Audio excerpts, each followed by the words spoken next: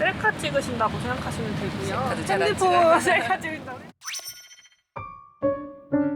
하늘이 우는 것처럼 폭우가 쏟아지는 그런 날인데요. 제가 지금 가고 있는 곳, 지금 광화문 경복궁을 지나서 저도 오랜만에 갑니다. 청와대. 문재인 대통령 직접 뵙는 건 처음인데요. 저도 직접 경험한, 보고 들은 이산가족 이야기들을 여러분과 함께 나누도록 하겠습니다. 안녕하십니까. 혹시 비상등 키고 가셔가지고. 좀 녹화 중이라서요. 청와대. 김서진 아나운서인데요, KBS에. 오늘 청와대 인터뷰 좀 있어서 문통 인터뷰 있습니다. 문재인 대통령 문재인 대통령 인터뷰. 검은 검색을 좀 받고 신원 확인을 하고 들어가서 문재인 대통령과 오늘 나눌 이야기는요. 네, 바로 이산가족 이야기입니다.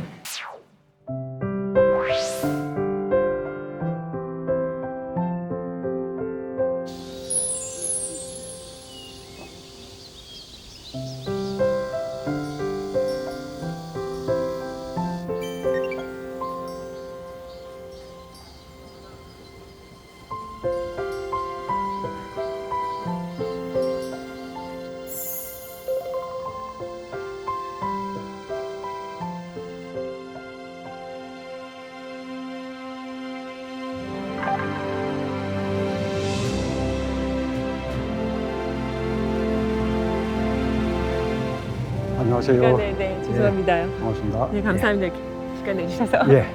저희가 저 안쪽에다 자리를 준비해봤는데요. 원래 저 바깥에서 했으면 글쎄. 좋았을 텐데 날씨가 왔다 갔다 해가지고 예. 그렇죠.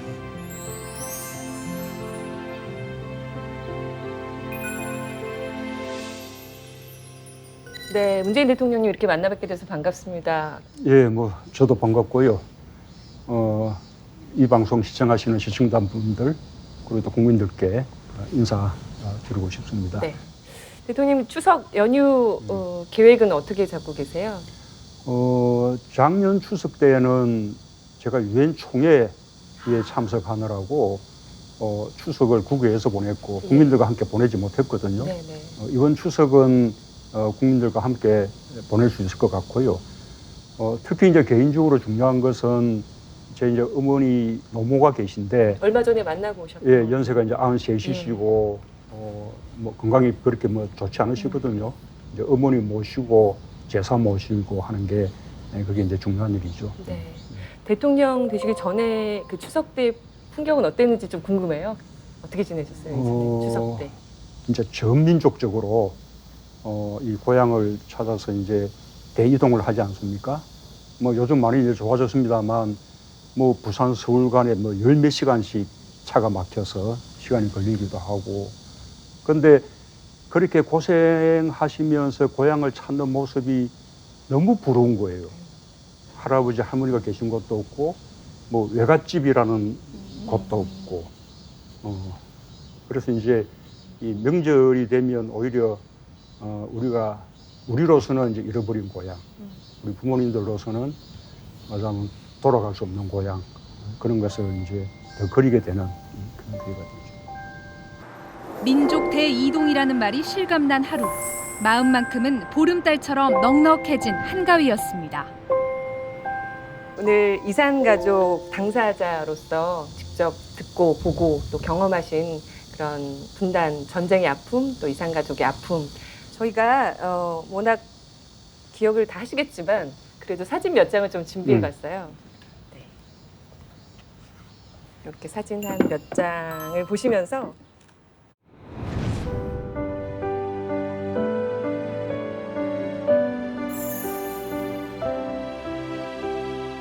바로 아시겠죠? 저는 몰랐는데 문재인 대통령 덕분에 요거를 예. 알게 됐습니다. 메르디스 빅토르호. 네. 세계 전쟁 역사상 가장 많은 사람들을 구한 배입니다. 중공군이 갑자기 참전하고 개입하면서 이제 후퇴를 하게 됐는데, 그러니 이제 흥남 쪽에 후퇴하지 못한 한 10만 명 군인들과 또 10만 명 가까운 피난민들이 흥남에 모여든 거예요.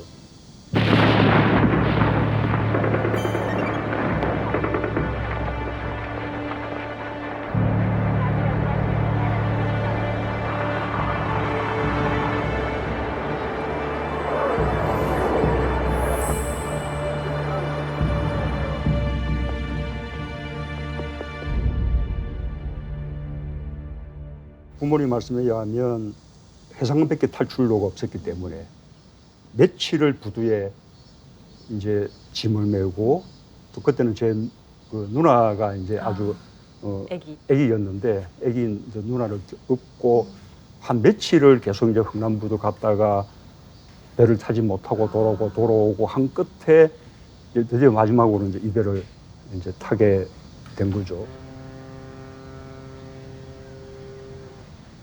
원래는 무기를 다 가지고 돌아올 배였다면서요? 그렇습니다. 이게 미군 이제 군함이 아니고 일반 화물선인데 그 전쟁 물자를 버리고 그 빈 화물창에 피난민들을 가득 싣고 온 거죠.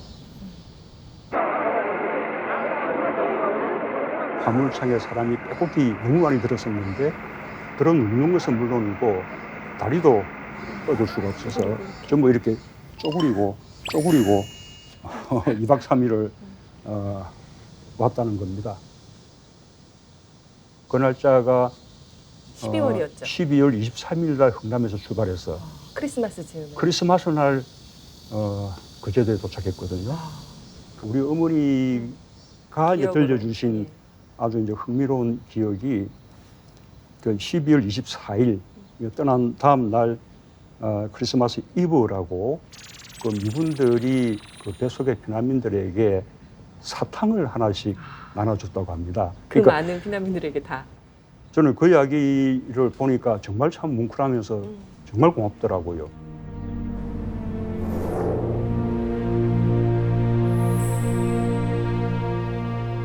어떤 풍경으로 어머니는 이제 배에서 나오셨을 때 광경으로 기억을 하실까요? 그러니까 우리 어머니가 기억하는 풍경은 25일 날 그 장선포항에서 이제 배를 내리는데 이렇게 주변을 둘러보니까 세상이 너무나 새파랗더라는 겁니다.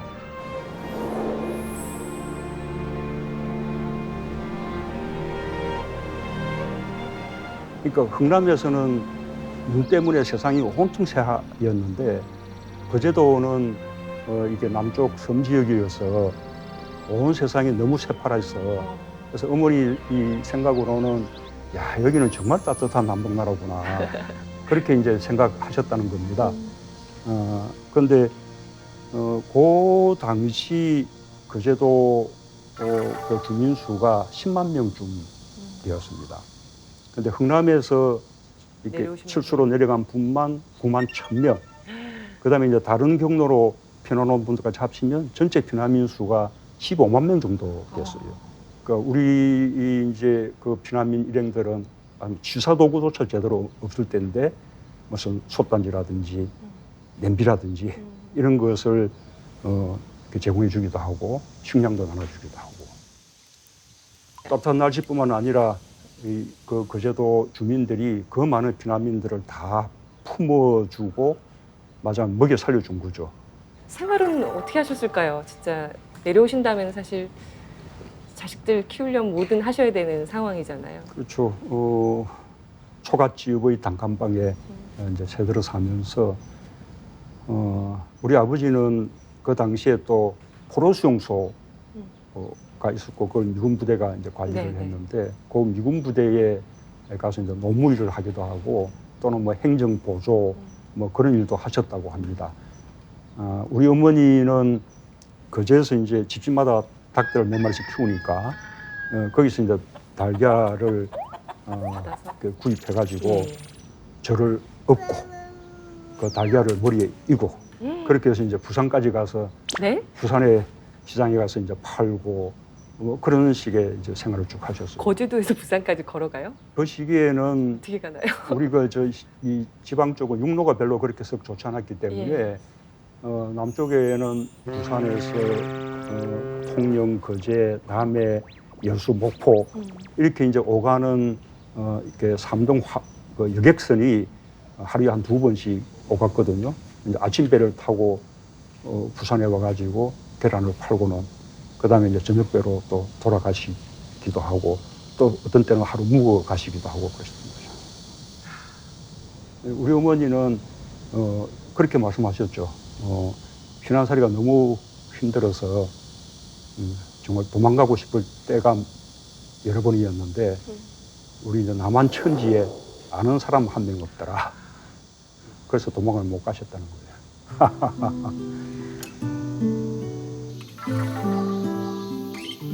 한 몇 살, 한 제가 이제 몇 살까지 계셨어요? 45살 때 이사를 나왔기 때문에 네. 그제도에 관한 기억이 많지는 않습니다. 그러나 이제 뭐 제일 강한 기억은 그 집에 이제 화장실이 이 마당 건너 저 외진 구석에 아, 따로. 있었는데, 네, 예전에는 예, 예. 그랬다 그러더라고요. 그런데 그 이제 화장실 문이 이 보통의 이 문이 아니고 가만히가 한 장 늘어뜨려져 있는 상상이 됩니까? 옛날에 시골에 네. 그런 류의 저 화장실이 좀 꽤 있었어요. 그러니까 이제 양쪽은 그냥 훌하게 뚫려 있는 거죠. 그 밤에 거기서 일을 보는데 그렇게 무서운 거예요. 불도 뭐 이런 것도 잘 없었을 거 아니에요. 그냥 꼼꼼한. 그러니요. 빠질지도 모르고. 그러니요. 그러니까 컴컴할 때 그 화장실을 그 가든 또는 화장실에 속에 있었던 그 이제 두려움, 공포 이런 게 지금도 기억이 생생할 정도예요. 다른 기억은 많이 없으셔도 저기 빠지면 안 되는데 갈 때마다. 아니요, 그거보다 빠지는 거 뭐 이런 것보다 그때만 해도 무슨 달걀 귀신 뭐 예. 무슨 뭐 이래가지고 네, 귀신 얘기를 얼마나 많이 들어서. 그 애들한테 무슨 이야기가 많습니까? 왜 그렇게 무서운 얘기를 많이 해주셨을까요? 가뜩이나 무서운데.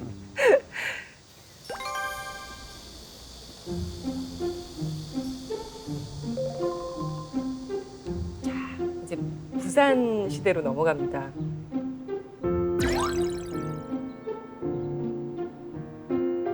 아마 이제 문 우리 대통령님이랑 상관 있는 사진이라서 골랐는데 뭐 다 그 얼굴이 똑같아서 뭐 누가 낸지 모르겠네요.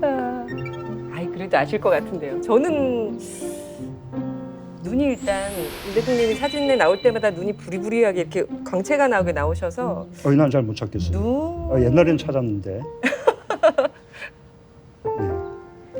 계셨었나요? 모르겠어요. 제가 어. 아는 바로는 여기 이겁니까? 진짜 모르시겠어요? 보니까 뭐 맞는 것 그렇군요. 같아요. 지금 입 딱 다무시는 느낌도 비슷합니다. 하하. 초등학교 부산으로 이제 초등학교 때문에 부산 가신 거죠? 학교 다니시려고. 아마도 우리 부모님이 이제 장남인 제가 초등학교 입학할 쯤 되니 아마 대처 도시로 나가서 이제 입학시켜야겠다 아마 생각하신 것 같아요. 그 배를 탈 때 그 이제 육지 부두에서 배 탈 때까지 이렇게 좁은 나무 예. 판자 위를 건너서 이제 하잖아요. 예. 또 이제 내릴 때도 거기 내려오고 밑에는 시퍼런 바닷물이 있고 그게 또 굉장한 또 공부로. 강한 충격이 돼가지고 어릴 때 꿈에 예. 좀 단골로 꾸는 꿈이 거기서 떨어지는 꿈이었어요. 근데 옛날 어릴 때 왜 높은 곳에 떨어지면 네네. 거기 피가 자라는 네네네. 꿈이라고 하는데 저는 주로 이제 그런 꿈을 많이 꿨고 그 시기에는 논밭이 많았어요. 이제 저희가 이제 이사간 집이 그런 이제 밭 사이에 있는 조그마한 오두막이었는데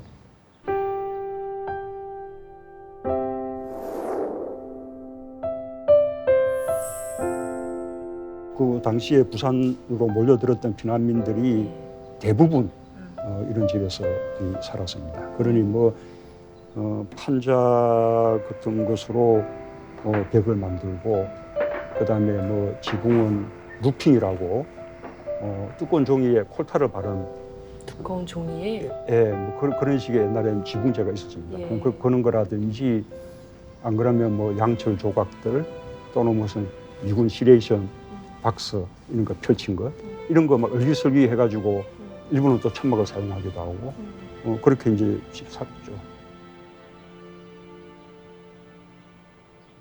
학교 생활은 어떠셨어요? 무슨 초등학교인지 기억하세요? 다니신 학교? 예, 뭐 남항 초등학교. 남항초등학교 부산? 예, 예. 제가 다닐 때 초등학교는 58번까지 있었습니다. 그러니 거기가 가장 많을 때는 학생 수가 한 6천 명, 한 학년에 1,000명 정도, 한 학급에 80명씩. 그래서 이제 학생들을 원교사 근무에 수용하지를 못하니까 그 주변 그 운동장 가장자리로 뭐 이제 맞아 임시교사 역시 이제 벽은 판자로 네. 그다음에 지붕은 함석 지붕 네. 바닥은 그냥 시멘트도 되지 않은 그냥 흙바닥이었어요. 그런 곳에서 공부를 했죠. 그래서 뭐 공부가 되나요?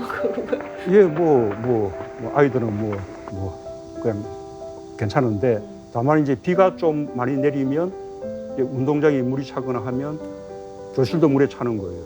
그러면 이제 수업할 수가 없어서 중간에 학생들을 돌려보내기도 하고 그랬었죠. 기억들은 많으시겠네요. 아, 그럼요. 힘겨웠던 기억들. 좀 자존심 상하고 막 그런 기억들은 없으세요? 너무 가난하고 힘들어서.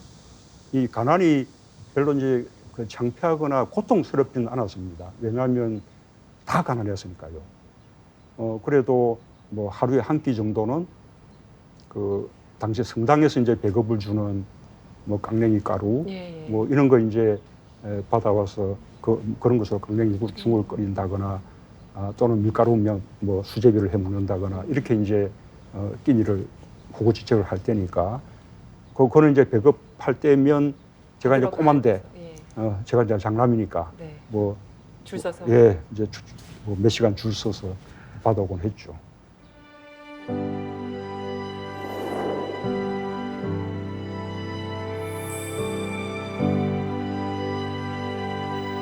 또는 이제 학교에도 그 당시에 이 월사금이 있었는데 그거를 제때 납부하지 못하는 아이들이 많았습니다.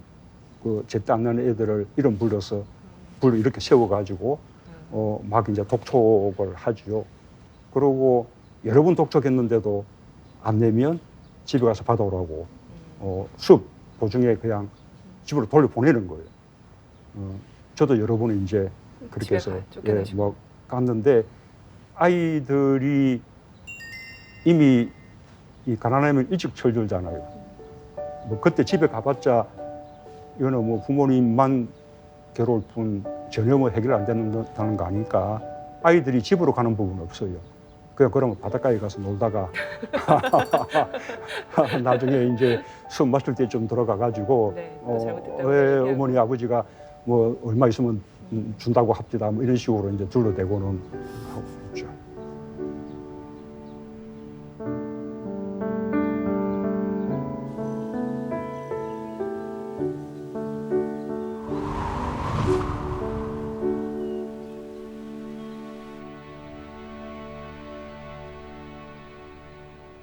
부산에 아주 큰 태풍이 왔던 일이 있었습니다. 사라호. 예. 네. 예, 이게 그때 그 아마 우리 역사상 최대 태풍인데요.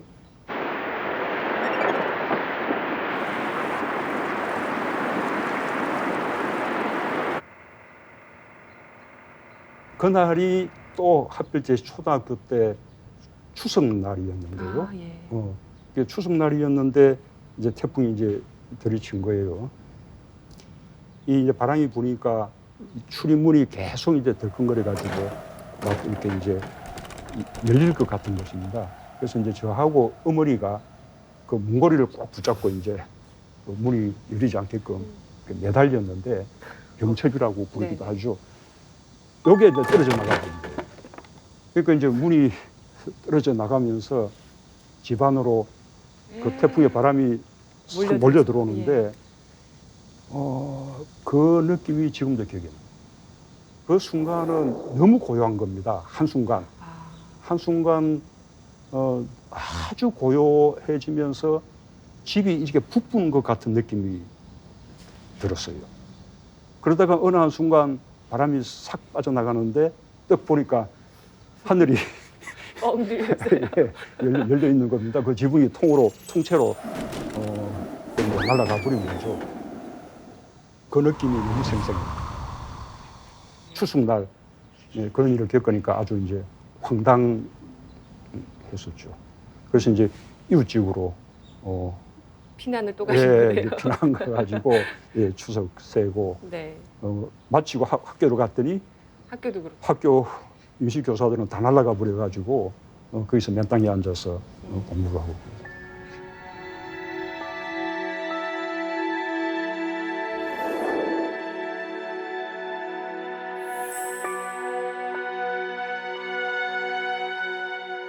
그러니까 우리 이제 부모님도 북한에 있을 때에는 꽤 이제 뭐 괜찮은 집안에 예. 두 분 다 이제 그 시절로서는 많이 이제 배운 분들이었고 이 피난 내려가서는 모든 삶의 포기를 다 이제 잃어버리고 평생 이제 고생만 하시다가 돌아가셨죠. 대부분의 피난민들이 그렇죠.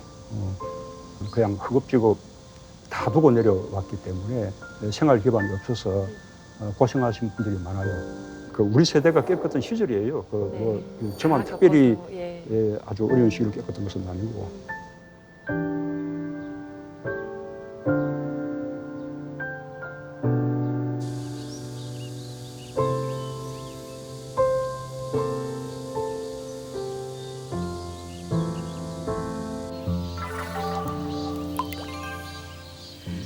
저희가 그 이산가족 그 상봉 행사 뭐 장면들을 찾아보니까 문재인 대통령이 나오는 장면이 있더라고요. 예. 2004년도였습니다. 그 상봉 금강산에서 있었던 것 같아요. 상봉 현장의 영상을 뉴스에 나오더라고요. 예. 준비해봤거든요. 함께 예, 보고. 그때 꽤 화제가 됐었습니다. 네, 예. 영상 함께 볼까요? 제14 이산가족 상봉 행사가 오늘 금강산에서 시작됐습니다. 문재인 청와대 시민사회 수석도 북에 사는 막내 이모를 만났습니다.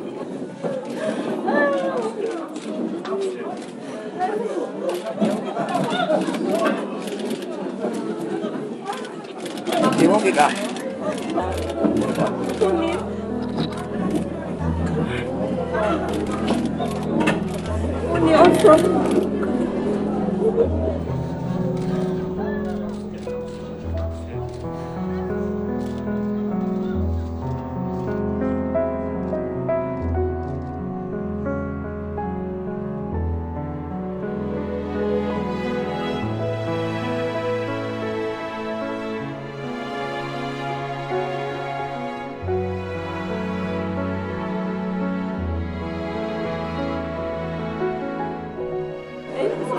며느리고 저기 큰 손자다.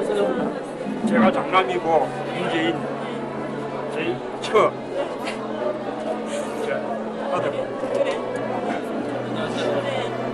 아버지 어머니 다 모시고 고생 많이 했다고.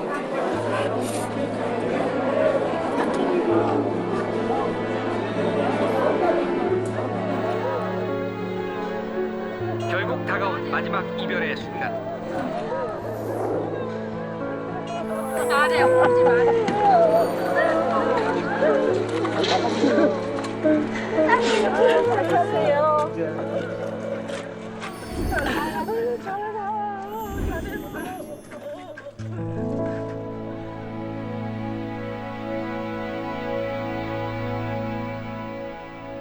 여러 번 그 신청을 하셨다면서요, 이산가족 상봉. 하게 원래 해달라고. 이산가족 상봉 신청을 그 노태우 대통령 때 받았는데 제가 어머니를 모시고 막뭐 거의 뭐 일착이다시피 제일 먼저 가다시피 부산 영도구청에 가가지고 이산가족 상봉 신청을 했거든요. 예.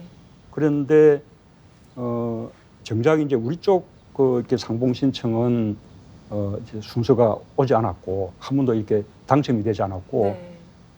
이모님이 북쪽에서 신청한 게 그게 이제 선정이 됐다는 겁니다. 그래서 이때 만나게 되었습니다. 제가 이제 이산가족 상봉으로 이제 선정된 것은 그때 청와대 떠나 있을 때였는데 네. 상봉 행사는 제가 이제 시민사회 수석으로 복귀하고 난 이후에 이제 이루어졌고요. 예.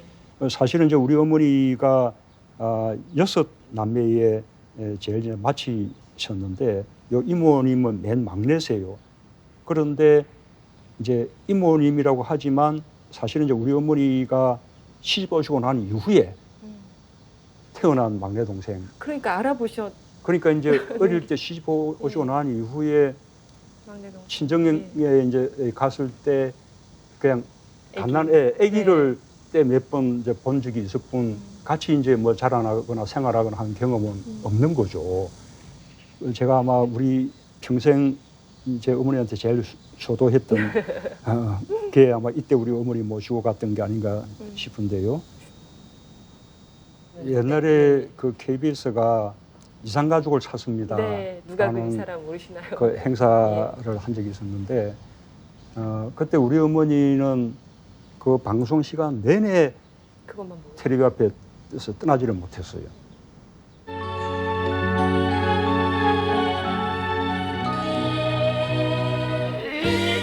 제 어머님은 이제 이모님이 되시는 거지. 아버지 엄마 살아있어. 아주 말도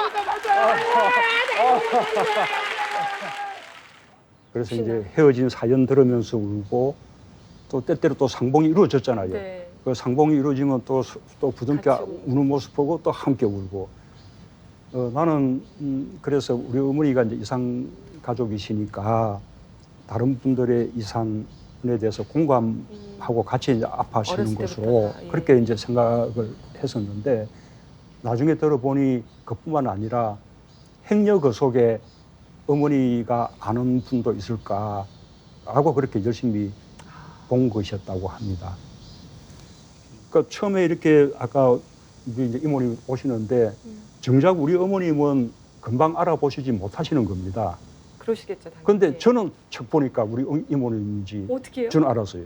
어머니랑 우리 어머니 그 시절 그 연세 때 모습하고 똑같은 거예요. 아마 이제 시골 생활을 해서 그런지 얼굴이 좀 더 검게 얼린 거 말고는 제가 보기에는 뭐 영락없는 우리 이제 어머니 약간 좀 젊었을 때 모습이어서 저는 금방 이제 이모님인지 그때 알아봐요. 신기하네요. 예, 그랬었어요. 근데 예, 정말 이게 상봉 행사가 아쉬웠던 게 2박 3일이지만 중간에 이제 만날 수 있는 밥도 같이 먹고 하면서 이제 할 수 있는 기회가 서너 번 이렇게 마련되거든요. 그런데 그게 딱 2시간씩인 거예요. 그게 한 2시간 정도 이야기가 이어지면 그러면 이제 마음이 좀 열리면서 좀 더 이제 자세한 이야기를 하고 싶은데 하게 되는데 그 순간 되면 딱 끝나는 거예요. 그리고 이제 또 좀 있다가 또 다시 만나면 또 대면대면으로 또 돌아가가지고 그래서 그렇게 뭐 2시간씩 여러 번 만나는 것보다는 차라리 하룻밤을 같이 자게 준다면 더 좋겠다는 생각이 많이 들었고 예.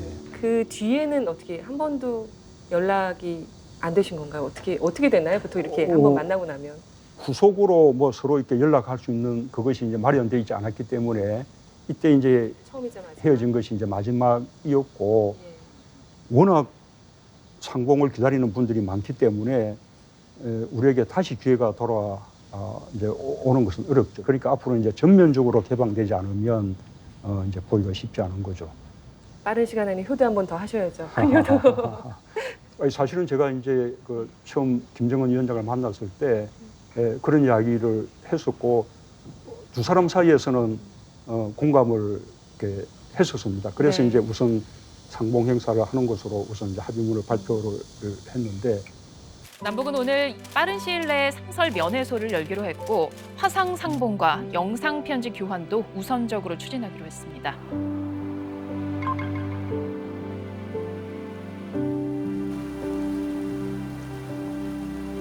우리 지난번 이제 상봉 행사 때는 1층만 다시 개보수해가지고 네. 행사를 한 겁니다. 지금 나머지를 다 이제 보수를 마쳤어요.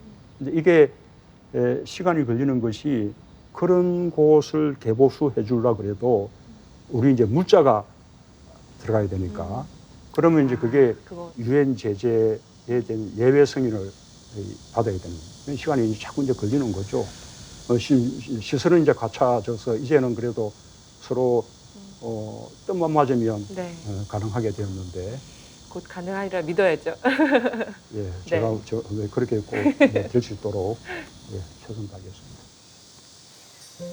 고향에 가고 싶어도 못 가고 또 매년 뭐 그 명절 때마다 그러겠지만 굉장히 마음 먹먹해지고 적적할 때이실 것 같습니다. 우리 이산 가족 여러분께 힘이 되는 메시지 전해주시죠. 네. 예, 사실은 지금 이산이 지금 이제 70년인데 또 서로 이렇게 만날 수 있는 기회조차 주지 않는다는 것은 그것은 그냥 우리 남쪽 정부든 북쪽 정부든 함께 잘못하고 있는 것입니다.